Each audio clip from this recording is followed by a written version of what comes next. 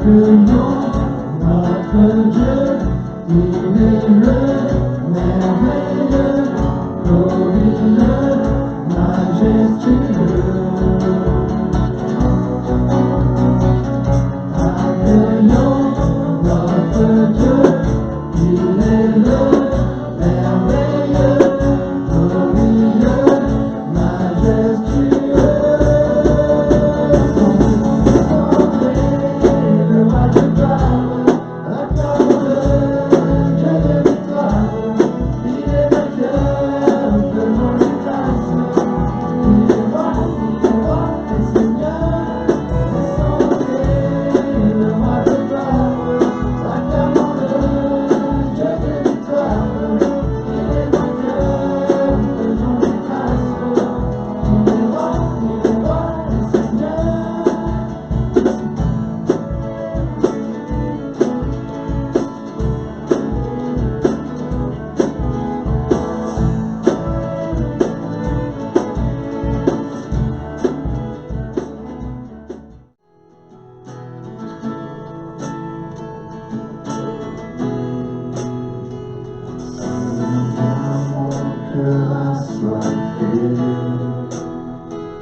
Remplis-moi, viens me relever, courbé devant toi, je mets de côté toutes mes peines et ma volonté. Mon désir, tout mon bien, c'est d'être près de toi, être près de toi. Me voici à tes pieds, pour être près de toi, être près de toi.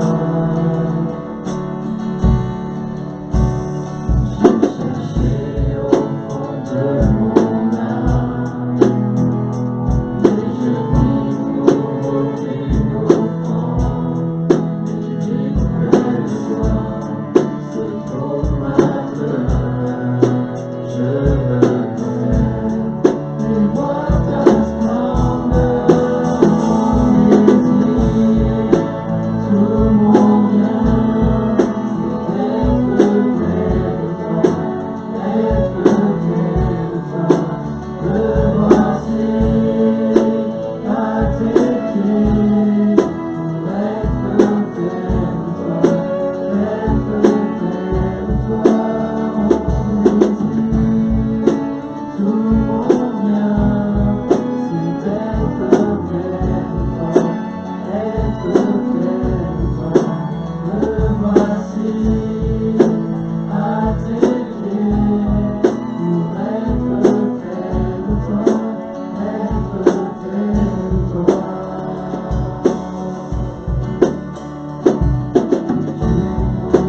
Le chemin, ô Sauveur, je suis à toi, mon roi. Tu m'ouvres le chemin, ô Sauveur, je suis à toi, mon roi. Je suis à toi, mon roi.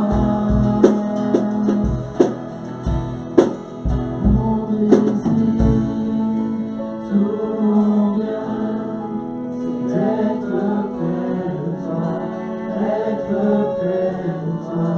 Me voici à tes pieds, pour être près de toi, être près de toi.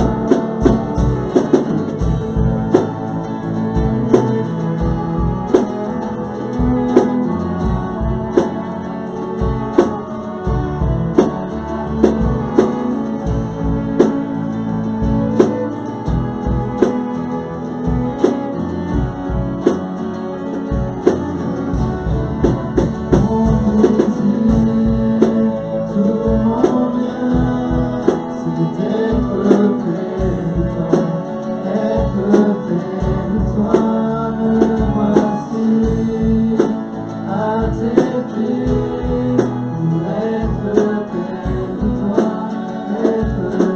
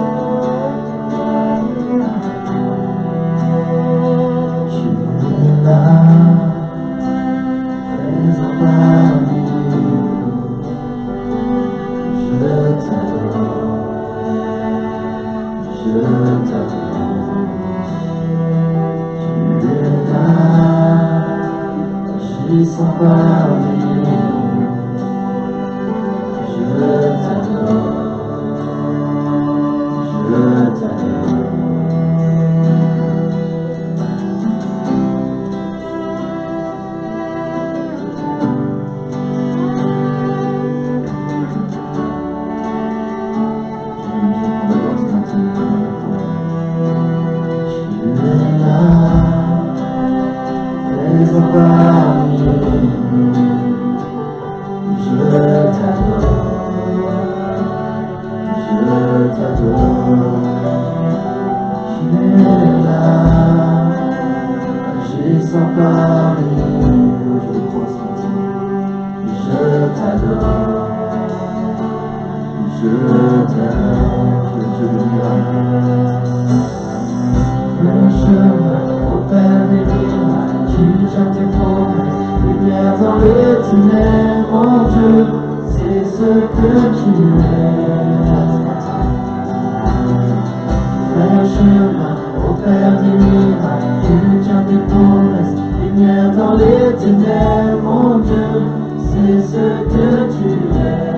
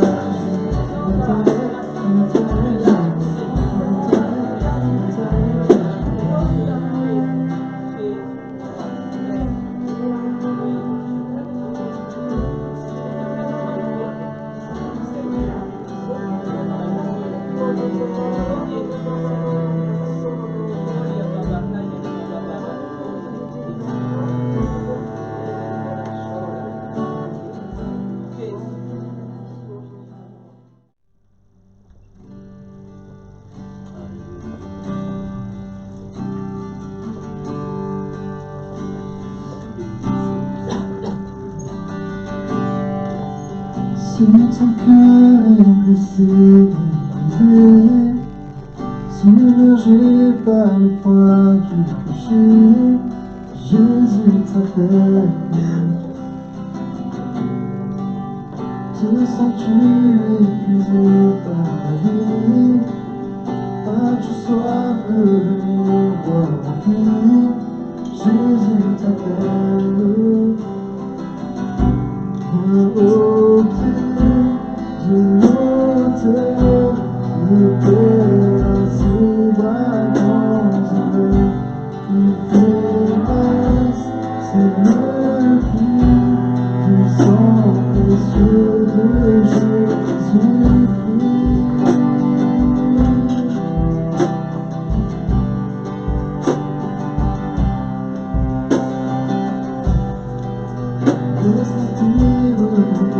Tes erreurs sont arrivées à la nuit de cette heure. Jésus t'appelle. Pour tes peines, il te donne la joie. Il descend des fenêtres la vie. Jésus t'appelle. Viens au pied de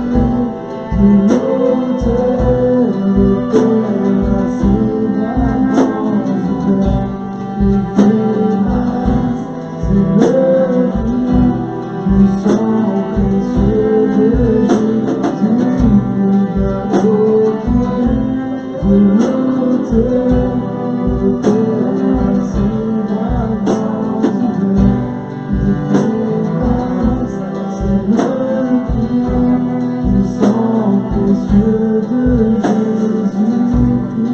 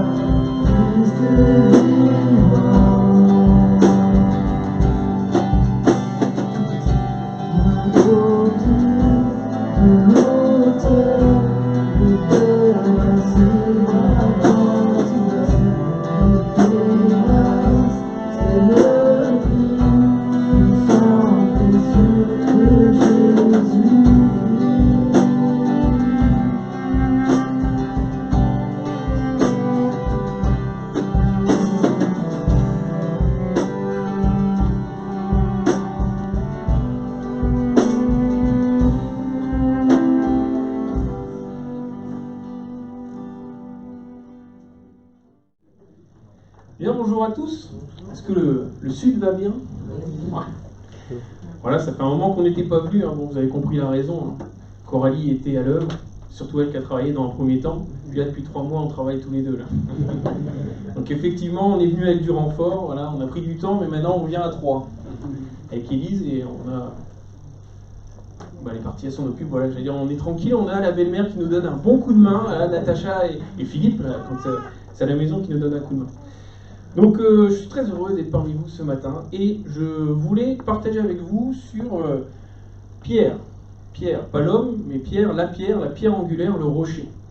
Donc je vous invite pour commencer à lire ce texte dans 1 Pierre, au chapitre 2 et au verset 4. 1 Pierre au chapitre 2 et à partir du verset 4. Il y a des versions qui diffèrent un petit peu, mais vous allez voir, on va s'y retrouver même si on n'a pas la même. Donc au verset 4, il nous est dit « Approchez-vous du Seigneur, la pierre vivante, rejetée par les hommes, mais choisie et jugée précieuse par Dieu. Prenez place, vous aussi, comme des pierres vivantes, dans la construction du temple spirituel. Vous y formerez un groupe de prêtres consacrés à Dieu, vous lui offrirez des sacrifices spirituels qui lui seront agréables par Jésus-Christ. Car voici ce qui est dit dans l'Écriture, j'ai choisi une pierre précieuse, que je vais placer comme pierre d'angle en Sion, et celui qui lui fait confiance ne sera jamais déçu. Cette pierre est d'une grande valeur pour vous les croyants, mais pour les incroyants, la pierre que les bâtisseurs avaient rejetée est devenue la pierre angulaire. Sur ma version, vous avez peut-être la pierre principale de l'angle. Et ailleurs, il est dit encore, c'est une pierre qui fait trébucher, un rocher qui fait tomber. Ces gens ont trébuché parce qu'ils ont refusé d'obéir à la parole de Dieu, et c'est à cela qu'ils étaient destinés. Amen. Vous avez vu, on parle de pierre, de cette pierre vivante, on parle de pierre angulaire, on parle de rocher. Est-ce que vous savez de qui on parle dans ce texte? Oui, on parle de Jésus. Là, il nous est la pierre vivante, cette pierre angulaire, il est parlé de Jésus. Donc moi, je ne suis pas dans le bâtiment. Il y en a qui sont dans le bâtiment, peut-être? Non? Il n'y a personne dans le bâtiment? Bon, vous allez découvrir avec moi, parce que du coup, j'ai regardé là, cette notion de pierre angulaire. La Bible, elle utilise souvent des images qui sont simples, qui parlent. À l'époque, aux gens, il fallait que ça parle. Hein. Donc la pierre angulaire, j'ai regardé un petit peu ce que ça veut dire dans le bâtiment. Donc j'ai trouvé deux choses. Je vous lis. Une pierre angulaire d'un bâtiment, c'est une partie importante de la construction, car c'est la première pierre qu'on pose, et qui détermine la position de toutes les pièces à poser par la suite. Voilà, donc si on reporte ça à Jésus, Jésus c'est notre base. C'est lui qui va nous indiquer le chemin à suivre, c'est lui qui nous indique dans quelle direction il faut aller. Dieu a posé cette première pierre qui est Jésus, et puis nous il faut qu'on s'aligne avec lui. La deuxième chose que j'ai trouvée sur la pierre angulaire, je vous lis aussi, située comme son nom l'indique à l'angle de deux murs d'un bâtiment, cette pierre est cruciale pour la solidité du bâtiment. Encore une fois, je trouve que c'est une belle image. Jésus, il est crucial pour que dans notre vie, ça soit solide. On va voir tout ça. On va voir dans un premier temps ce que ça veut dire d'avoir Jésus pour pierre angulaire à un niveau individuel, finalement, dans notre vie, et puis à un niveau collectif, puisque là, on nous parle aussi de construction du temple, d'un groupe de prêtres consacrés. Il y a une dimension aussi collective, et que ça soit dans notre vie, ou que ce soit pour l'Église, il faut qu'on ait Jésus comme pierre angulaire. Il faut qu'on ait Jésus comme fondation. Est-ce qu'il y en a qui ont chanté quand ils étaient petits, là, qui font chanter aux petits le fou sur le sable? Vous connaissez ça? Le fou sur le sable a bâti sa maison, et le sage sur le roc. Merci. Ok, ça, c'est un petit chant qu'on chante, et ça vient de la Bible, comme beaucoup de nos chants. C'est dans Matthieu 7 qu'on retrouve ça. Jésus, c'est ce roc. Il faut qu'on bâtisse notre vie sur ce roc. Et elle dit quoi, la suite de la chanson? C'est ça. Ouais, vous êtes timide, mais vous le savez, j'entends la tempête, ouais. La tempête, elle est arrivée. La tempête, elle arrive, le vent souffle. Voilà, vous n'avez jamais fait la petite choré? La pluie tomba, le vent souffla. Ok. Ça arrive. Dans nos vies, il va y avoir des tempêtes aussi. La Bible, elle est claire. C'est pas parce qu'on appartient à Dieu qu'on n'a pas de tempête. C'est juste que nous, on a une fondation solide. Et quand la tempête, elle arrive, on est solide. Donc je ne sais pas quelles sont les tempêtes dans vos vies.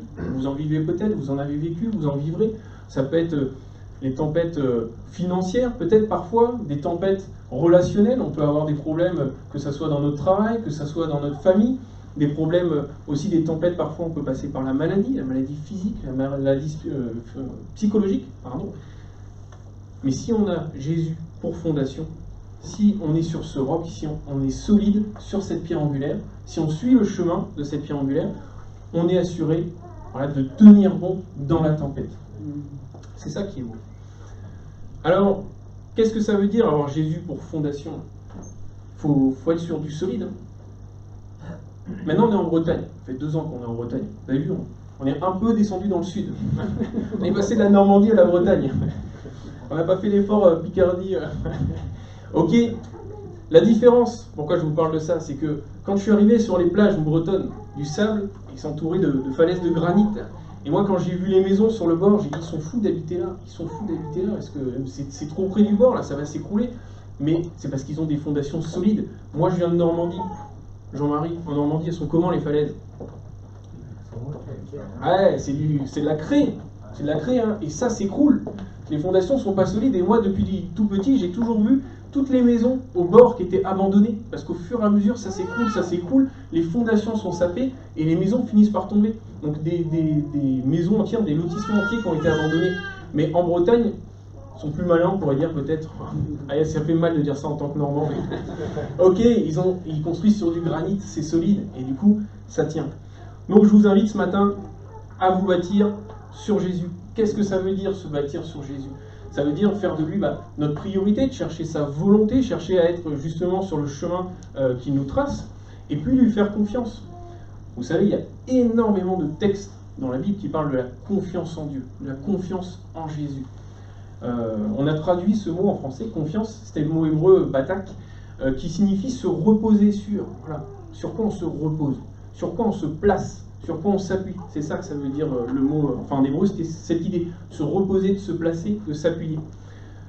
Donc la question que je vous pose, prenez ce temps, je ne vous demande pas de me répondre cette fois-ci oralement, mais répondez dans votre cœur. Sur quoi vous vous fondez? Là, quand vous êtes en train de construire votre avenir, qu'est-ce que vous cherchez dans votre avenir? Sur quoi vous vous appuyez pour construire votre avenir? Quand vous passez dans la tempête, quand vous êtes dans les épreuves, où est-ce que vous cherchez des solutions? Où est-ce qu'elles sont vos fondations? Est-ce que c'est dans Jésus? Est-ce que c'est dans autre chose? Et puis pour avancer au quotidien, on sait que le quotidien n'est pas toujours évident, hein. Rémi en a parlé, il y a des jours qui sont plus longs que d'autres, ok, il y a des jours qui sont difficiles. Sur quoi je m'appuie? Quelle est ma fondation? Vous connaissez la tour de Pise, hein? La tour de Pise, elle est célèbre pourquoi? Elle est de côté. Ok, ils n'ont pas assez creusé les fondations et c'est une zone marécageuse. Pareil, pas de bonne fondation.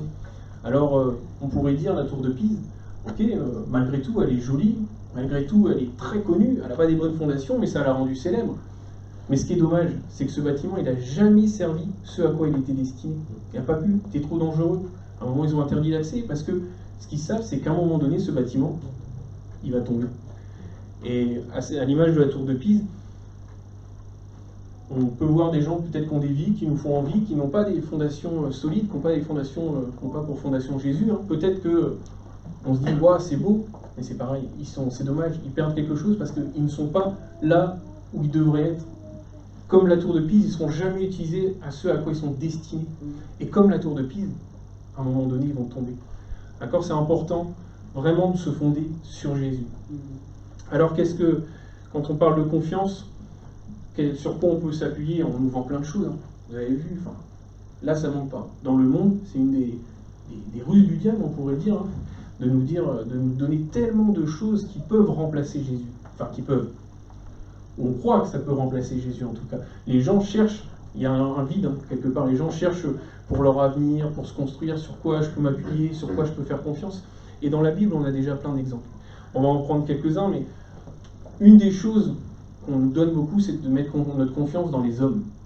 Il y a beaucoup d'hommes qui nous disent « viens à moi » ou « moi je vais t'aider » ou là. Dans la Bible, j'ai choisi l'exemple d'Abimelech.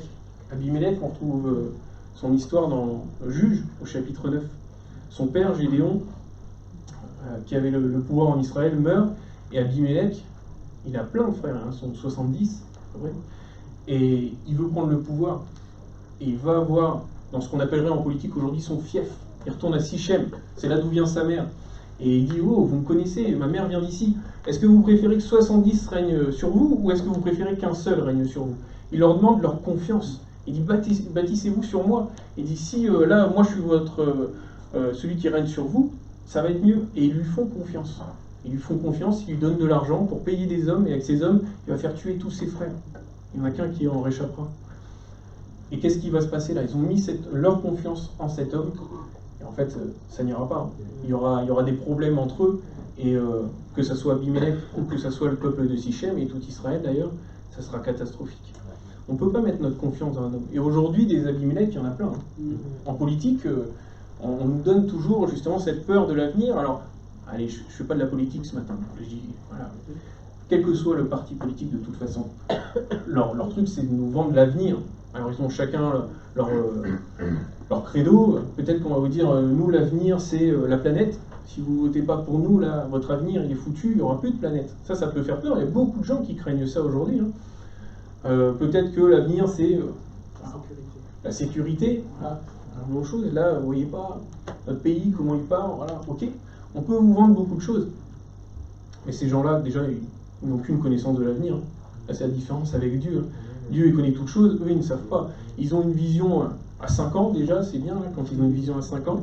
Et puis, de toute façon, ils ne sont même pas obligés de respecter ce qu'ils disent. Ça, c'est aussi une différence avec Dieu. Quand Dieu promet quelque chose, quand Dieu nous dit quelque chose, il le respecte. La Bible est claire, hein. Dans les psaumes, on retrouve là, cette idée, il ne faut pas se confier aux grands. Il ne faut pas se confier aux grands de ce monde qui ne peuvent pas nous sauver. Et Jésus lui-même, hein, quand il est entouré de tous ces gens qui lui disent « Ouais, Jésus, t'es merveilleux », ça peut paraître bien hein, à premier égard, à première vue. Et puis, il nous est dit que Jésus ne se fiait point à eux. Pourquoi? Parce qu'il les connaissait tous. Parfois, si on connaissait le cœur des gens qui sont en face de nous, même ceux qui nous disent « Mais moi, je vais t'aider, moi, là, dans ta difficulté, t'inquiète, je peux t'aider », si on connaissait leur cœur, je pense qu'on ferait vite demi-tour. Ah, c'est très, très dangereux de se fier dans l'homme. Alors, on trouve d'autres choses encore. On nous dit parfois « Aie confiance en toi-même ». Ça, c'est un peu à la mode aussi. Hein. C'est le coaching, un peu, la force est en toi. Toi, tu es fort, tu peux t'en sortir. Il y a des gens qui ne font confiance à personne. Ils disent « Le seul sur qui je peux compter, c'est moi-même ». D'ailleurs, Abimelech était de cela. Hein. Lui, il s'est dit « Moi, je suis fort, moi, je vais y arriver », et ça a mal fini pour lui. Un autre exemple dans la Bible, c'est Goliath. Goliath, on nous dit, il était grand, d'accord ? Moi je suis petit à côté de lui. En termes d'aujourd'hui, je crois que c'est à peu près 3 mètres, il faisait un peu moins de 3 mètres. D'accord ? Donc il était grand, bon, il devait sans doute être plus carré que moi aussi, et il nous dit que, enfin la Bible nous dit que c'était un homme de guerre dès sa jeunesse. Il avait confiance en lui, ça c'était voilà. Tellement confiance en lui qu'il dit, allez, à l'armée d'Israël, envoyez-moi n'importe qui, et ça sera réglé. Tellement confiance en lui qu'il insulte Dieu. Ah, il dit, oh Dieu, qu'est-ce qu'il peut pour vous? Confiance en soi. On sait comment a fini Goliath. Il a chuté. Il a chuté face à un homme qui, lui, n'avait pas confiance en lui, hein, mais il avait confiance en Dieu. Il avait confiance en Dieu. Donc là, je vous le dis ce matin, ne comptez pas sur vos propres forces. Si vous êtes dans la difficulté, pour votre avenir, ne vous dites pas, je vais me construire tout seul.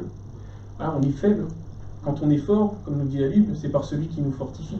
Si on n'a pas celui qui nous fortifie, on est faible.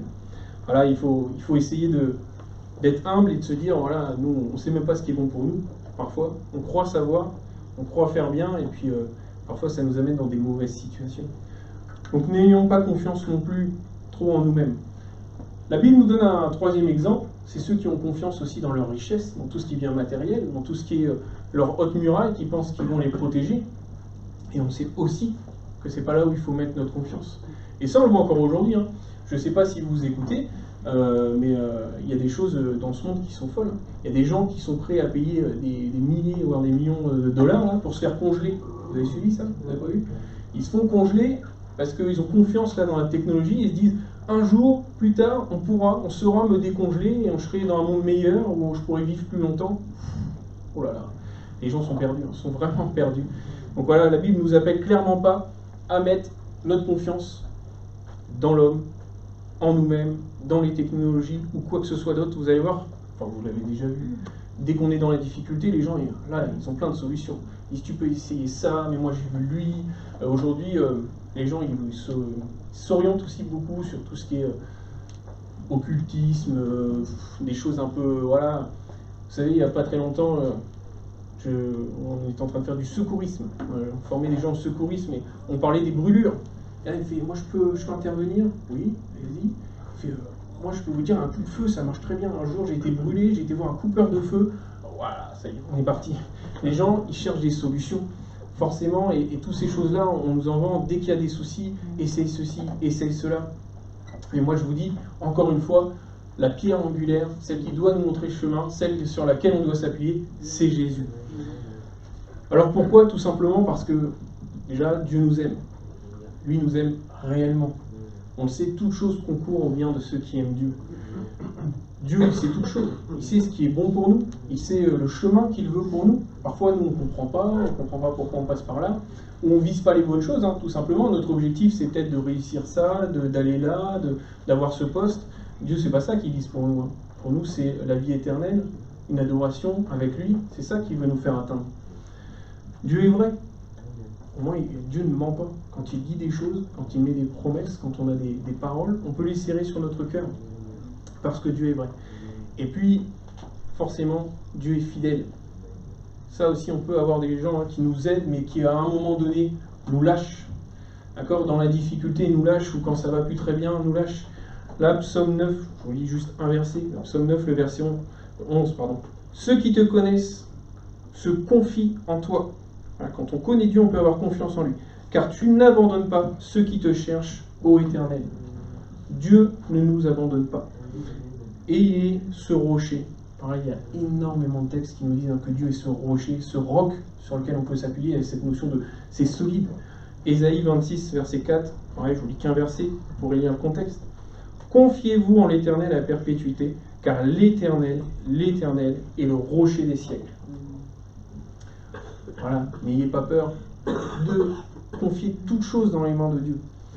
Alors d'ailleurs, qu'est-ce que ça veut dire? Effectivement, quand là je vous parle depuis le début, il faut avoir confiance, il faut mettre Dieu en avant, il faut que ça soit notre priorité. Comment ça se traduit concrètement dans nos vies? Voilà, ce matin, je voudrais voir ça aussi avec vous. Comment là, je fais confiance à Dieu? Eh bien, vous savez, il y a les pierres, on est cette pierre vivante là. Le texte qu'on a lu nous appelle, nous aussi, à être des pierres vivantes. Les pierres précieuses, vous savez qu'elles sont encore plus précieuses quand elles sont taillées, quand elles ne sont pas brutes. Nous aussi, il faut qu'on arrive à se laisser tailler, il faut qu'on arrive à chercher en tout temps la volonté de Dieu. Donc comment ça fonctionne, chercher la volonté de Dieu? Ça passe aussi par des temps de piété personnelle, c'est-à-dire que pour un chrétien, il est indispensable de passer du temps à prier, dans la prière. Alors oui, c'est bien quand on prie ensemble, il faut, ça la Bible nous y appelle aussi, mais des temps personnels. Quand vous êtes dans le secret de votre chambre, quand vous prenez ce temps avec Dieu, vous priez, vous pouvez prier pour votre avenir, vous pouvez prier pour vos difficultés, vous pouvez prier pour votre présent, vous pouvez aussi forcément, dans ces temps-là, adorer votre Dieu, lui dire merci pour tout ce qu'il vous donne. Mais ça, c'est important. C'est là où vous allez trouver justement le bon chemin. Là, cette pierre angulaire qui nous donne le chemin, c'est dans la prière aussi qu'on trouve.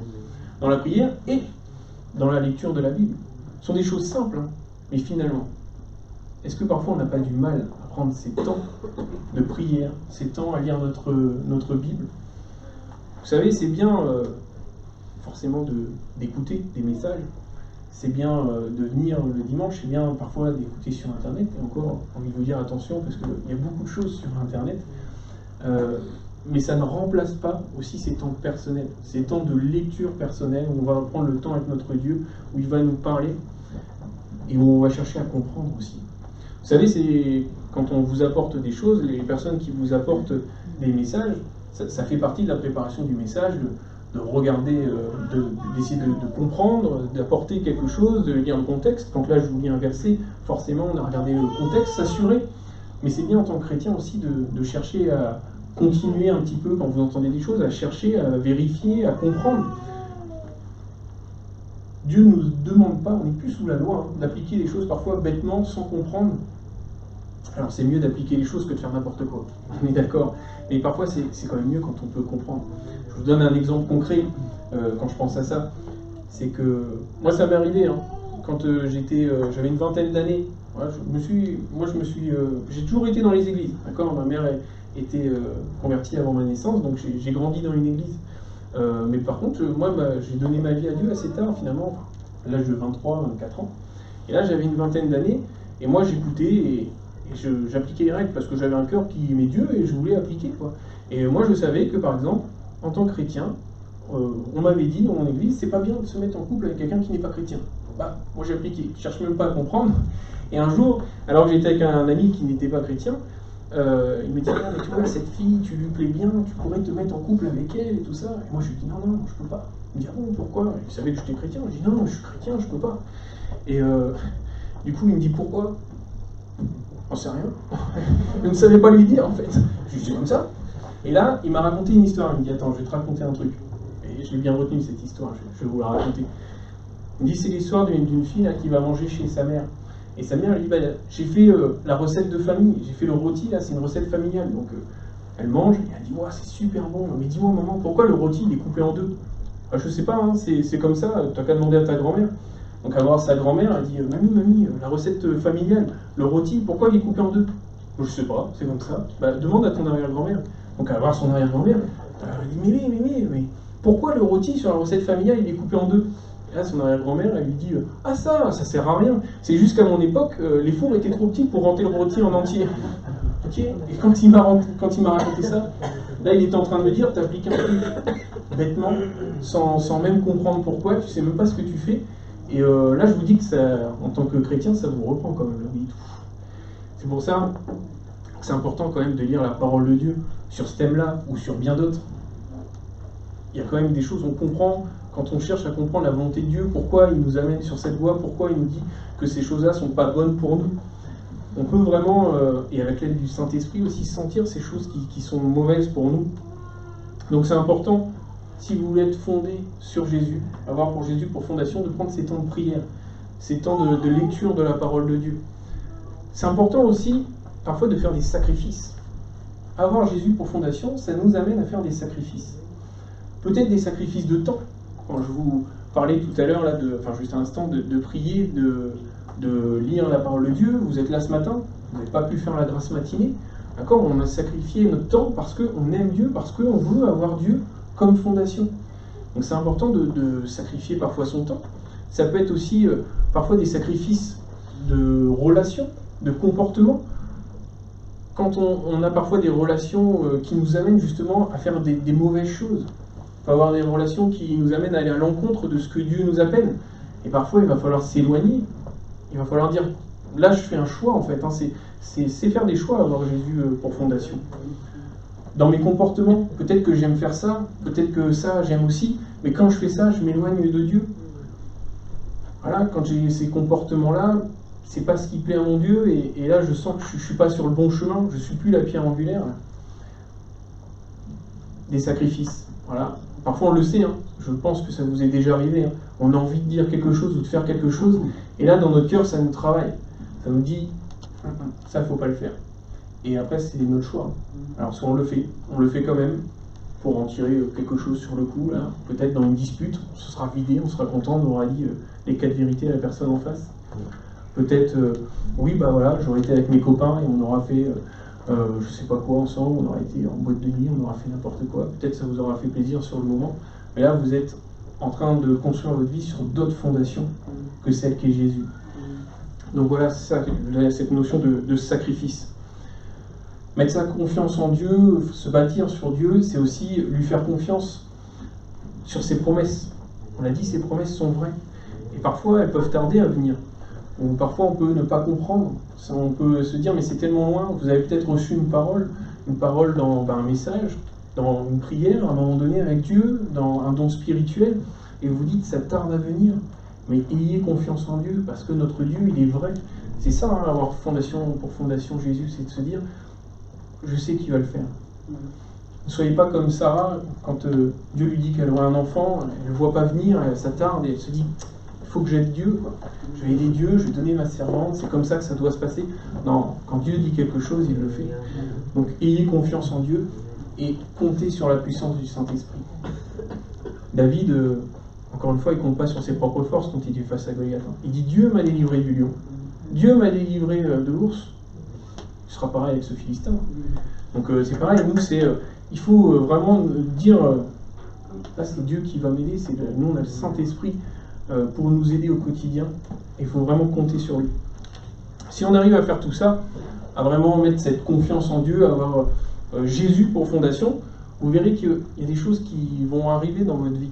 Forcément, vous remporterez des victoires, vous aurez des bénédictions. Vous savez, quand Daniel est dans la fosse, il nous est dit, quand on lit son histoire, qu'il est sorti parce qu'il avait eu confiance en Dieu. On aura des victoires, je ne sais pas quelles sont vos difficultés, mais si vous tenez bon et que c'est en Dieu que vous vous confiez, que vous ne cherchez pas des solutions à droite à gauche, vous aurez des victoires. Vous aurez aussi l'assurance d'être sauvé. Quand on a Jésus pour fondation, quand on suit sa volonté, on a l'assurance qu'au bout, grâce au sacrifice de Jésus sur la croix et le pardon de nos péchés, on sera sauvé. Et ça, il n'y a rien d'autre qui peut l'offrir. La Bible est claire. Et là, les gens, pour leur avenir, ils craignent de ne plus avoir à manger. C'est ça, on nous dit, là, on est trop nombreux sur Terre, il n'y a plus assez, les changements de climat, on entend des bruits de guerre, c'est biblique aussi, ça, les bruits de guerre, il y en a toujours eu, hein, mais là, ça s'approche de nous. Et c'est pour ça qu'on en entend plus parler. Ça pourrait faire peur, tout ça, forcément, mais nous, on sait, la Bible, elle nous dit, il suffit de lire l'Apocalypse et on sait comment ça va finir. Donc on peut avoir cette assurance d'être sauvé, cette assurance que notre avenir, nous, il est certain, il est garanti. grâce à Jésus. Mais vous aurez de l'assurance aussi si vous êtes bâti sur Jésus au quotidien. On peut craindre parfois tout ce qui se passe, on peut craindre les gens qui sont autour de nous. Au travail, peut-être que vous craignez votre hiérarchie, ou les gens qui vous encadrent, parce qu'ils ont un pouvoir. La Bible est claire, encore une fois. Il n'y a aucun pouvoir qui n'est donné par Dieu. Donc si vous avez Jésus pour fondation, si vous avez suivi le bon chemin, il n'y a pas à craindre. Vous aurez cette assurance, d'être sauvé, vous aurez les victoires, mais vous aurez aussi la joie, la paix.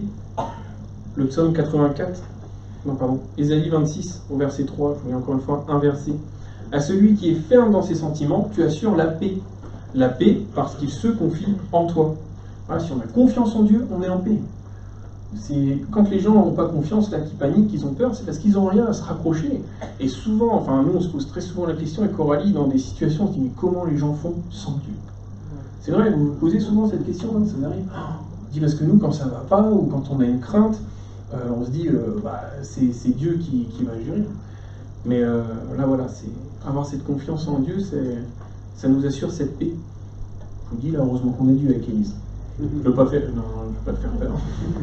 Non, mais voilà, c'est quand même bon d'avoir Dieu à nos côtés dans ces situations-là.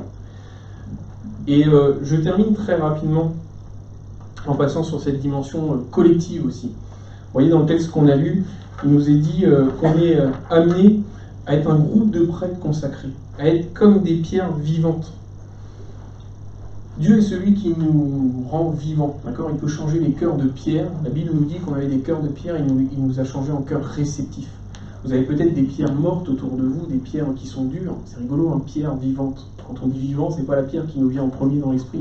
Mais Dieu est capable de ce miracle. Comme dans le désert, quand la pierre donne l'eau, d'accord? Là, cette source de vie qui est Jésus. Et l'Église, de la même manière que chacun dans nos vies, elle doit être bâtie sur cette pierre angulaire. L'Église, elle doit aspirer à suivre Jésus, à suivre le chemin qui nous est tracé, et elle sera solide que si elle se base sur Jésus. Donc, ça veut dire, au niveau de l'Église, qu'on a aussi un travail de construction du temple, un travail de témoignage. S'il y a Jésus et moi, s'il y a Jésus et Benjamin, ça fait que deux. Hein. C'est pas un bâtiment. Un bâtiment, c'est une pierre, plus une pierre, plus une pierre, plus une pierre. D'accord? Donc on a la pierre vivante, cette pierre angulaire, et après c'est tous ensemble, on forme ce temple et on est appelé à amener d'autres pierres, à témoigner. Philippe l'a dit tout à l'heure, et c'est cette importance-là d'élever nos voix aussi. Vous savez, une pierre, quand c'est vivant, ça doit bouger, ça doit se ressentir dans nos assemblées. Si on est tous comme ça, vous savez, quand il y a un enfant, il court partout et qui joue, on dit ah, il y a de la vie, il est vivant ton enfant. Là. Puis après, quand c'est un ado là, qui est comme ça dans sa chaise, la mère elle me dit t'es mort ou quoi? Ok. Là, okay. Dans nos églises, ça doit se ressentir qu'on est vivant. Et ça fait partie aussi des sacrifices. Parfois, c'est pas évident, mais on doit faire un sacrifice de nos lèvres, nous dit la Bible, le sacrifice de louange. C'est que parfois on n'a pas envie, parfois on est bloqué, on n'a pas envie d'élever nos voix. Et pourtant, c'est ce que Dieu attend de nous. C'est vraiment même si c'est difficile, même si c'est quelques mots, même si on se dit je sais pas trop parler, voilà. Dieu, il n'attend pas des grandes phrases, il n'attend pas des choses, il attend un cœur qui lui dit merci. Et ça, c'est important. Hein. Quand il y a le texte des rameaux, quand Jésus va vers Jérusalem, tous ses disciples qui sont autour, ils sont joyeux parce que c'est quand même Jésus, ils voient tout ce qu'il a fait, ils sont heureux, ils le reconnaissent comme fils de Dieu, ils chantent, ils crient. Et là, les pharisiens, ils disent à Jésus, tu peux pas les faire taire un peu là? Je sais pas s'ils ont honte, si ça les rend en colère, mais ils disent, fais-les taire. Et Jésus dit, s'ils se taisent, les pierres crieront. Voilà, moi, ce que j'ai envie, c'est que dans nos assemblées, ce soit les pierres vivantes qui crient, pas qu'on entende les pierres crier. Ce serait quand même dommage. Donc voilà, ayons ces bonnes choses de construire le temple ensemble, Quoi qu'il se passe, on a quand même vraiment la bénédiction de vivre dans un pays où encore aujourd'hui on peut parler quand même librement de Dieu. On peut en parler dans les rues. Alors c'est pas toujours facile. Hein.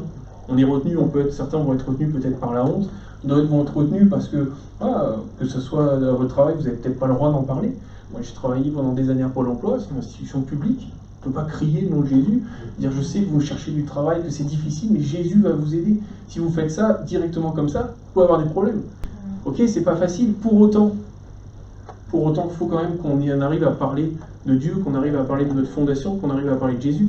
Si un jour le gouvernement nous dit vous n'avez plus le droit d'en parler, du tout, aujourd'hui c'est interdit d'en parler, qu'est-ce qu'on fera? On se taira tous et on gardera pour nous ce qu'on a et on ne partagera pas ce cadeau. Non. Alors on est appelé à être une pierre vivante nous aussi, à partager et à essayer de construire le temple. Je termine en vous laissant sur cette image dans la Bible. Il nous est dit que celui qui met sa confiance au mauvais endroit, c'est comme celui qui s'appuie sur le roseau qui transperce la main. Faites attention, cherchez les bonnes solutions. Ça peut paraître une bonne idée de prendre ce roseau pour s'appuyer, pour soulager son fardeau, et pourtant la Bible nous dit que ça va être mauvais pour nous, ça va nous blesser encore plus. Donc ce matin, pensez à ça, pensez à cette fondation. Qu'est-ce que j'ai comme fondation dans ma vie? Et mettez votre confiance en Jésus. Amen. On peut conclure cette prédication par la prière. Seigneur, merci pour cette invitation renouvelée à bâtir nos vies sur toi. Combien c'est notre désir, combien c'est notre souhait, Seigneur, à placer toute notre confiance en toi, à ne pas s'appuyer sur les roseaux d'ici-bas, Seigneur, mais à bâtir nos vies, à bâtir notre foi, nos familles, ton Église, sur ta personne bénie, sur ce rocher des siècles. Aide-nous à être également ces pierres vivantes que tu veux que nous soyons, Seigneur. Utilise-nous, on va dans un instant ouvrir nos assemblées générales, Seigneur. C'est là aussi quelque chose qui contribue à la construction de l'Église, Seigneur. On veut que tout cela soit fait sur toi, sur ta personne. Et s'il nous faut aborder quelques points administratifs, on ne met pas de côté, on n'oublie pas que cette construction, elle se veut sur toi, en toi, avec toi, pour toi. Seigneur, bénis-nous et donne-nous d'être à chaque instant sur cet appui solide. Amen.